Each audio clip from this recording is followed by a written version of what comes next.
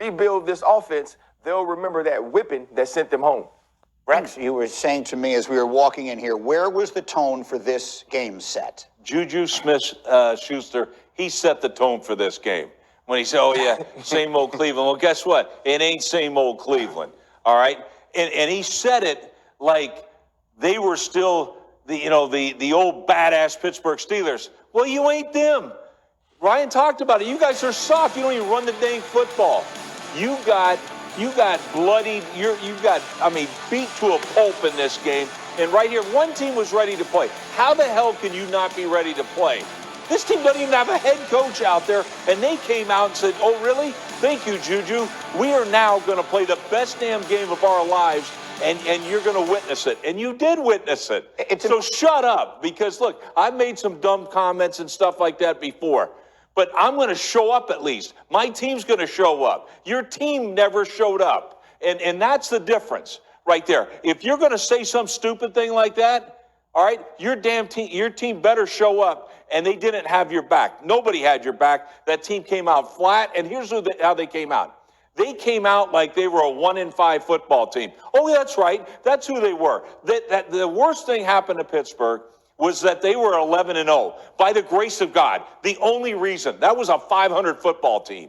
All right? That team had no business being that way, but they thought that, hey, this is us. We're the big bad Steelers. No, you're not. You better dig deep and look into yourself. You got to change your dang offense. You got to change everything. But the mentality is missing in Pittsburgh, and it's always been there since as long as we can remember. It's very well said. Look, they were 11-0, and since that time, they basically played one.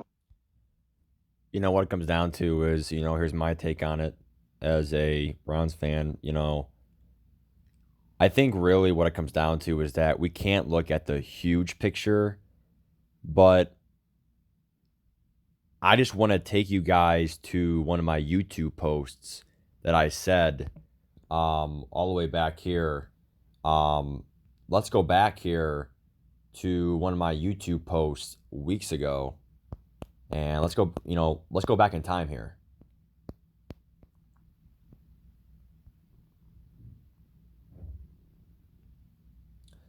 Hi everyone.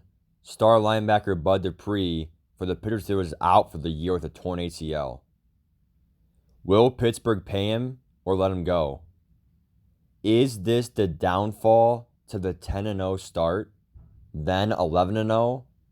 They barely beat up a Baltimore team, and they lost a top 3 defensive player in their team. Like I said before, bro, I saw this coming a while ago. But what Rex Ryan said was true. When they went 11-0, it hurt them. Maybe Pittsburgh fans did not say they were untouchable, and trust me, I heard some fans say that. But I think the players, they thought they were untouchable. Juju Smith-Schuster viewed us as elementary. Anyone, like Rex Ryan said, who's not biased, not Browns, not Ravens, not Seahawks, not Bengals. If you're an NFC fan, if you're a Patriots fan, I don't care what fan you are, if you're not a Steelers fan, anyone with common sense said that was an average football team.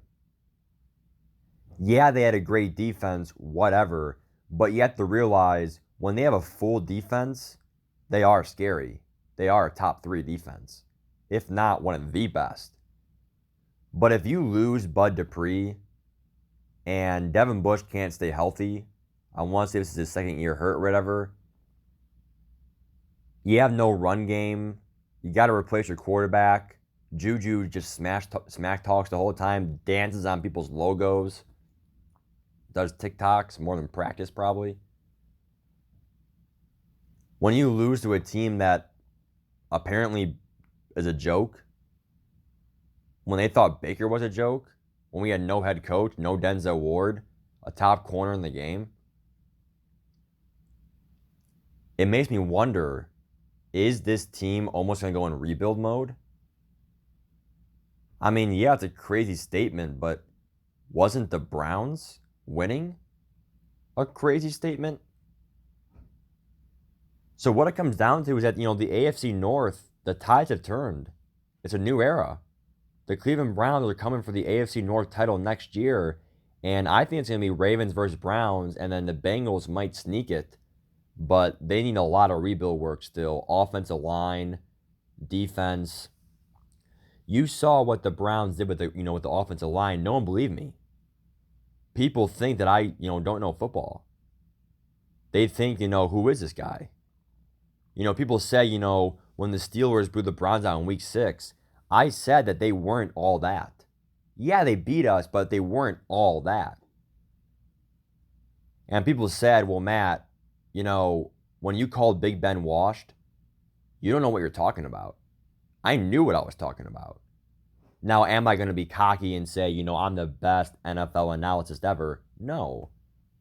But did I see it coming? Yes. And I'm going to say this right now for the record. Lamar Jackson can't pass. And everyone knows that. And don't let it be a surprise when Lamar Jackson goes from hero, MVP last year, to a possible bust. I mean, he's not really a bust because he got MVP, but if you can't pass, you will not last in this league. And Baker Mayfield this year has proven that with a good old line, he can do stuff. It's not all, Nick Chubb bails him out, Kareem Hunt bails him out. No. It's not all, play action, all play action, running. No. It's not, he needs, baby Stefanski.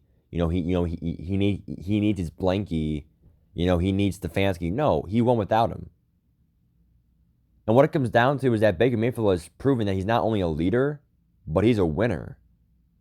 And I know that we never won the Super Bowl yet, but if we somehow do, bro, I mean, that kind of really says it all.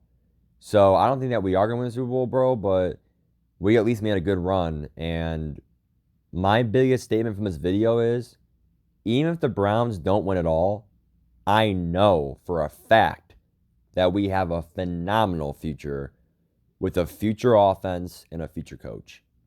And some young defensive stars in Garrett and Ward. Bye, guys.